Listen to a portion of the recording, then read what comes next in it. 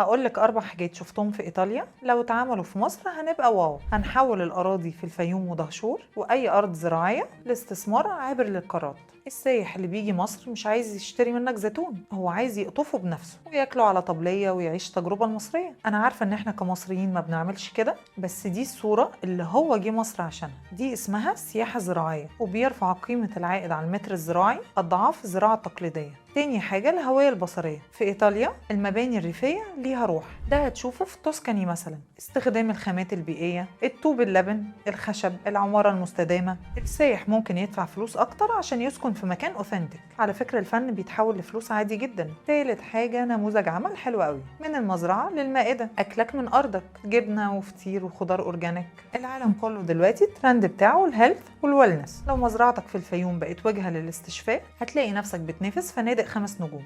رابع حاجة وأخيرا دمج التكنولوجيا بالبساطة. إيطاليا نجحت إن هي تخلي الريف سمارت، إنترنت سريع، شاحن للعربيات الكهرباء وسط النخل. المستثمر أو السايح أو الديجيتال نوماد هيجي لك يقضي شهر يشتغل ويستمتع زي الأجانب اللي بيجوا يعيشوا في دهب. على فكرة الفيوم مش بعيدة عن القاهرة خالص، بس بعيدة جدا عن الزحمة.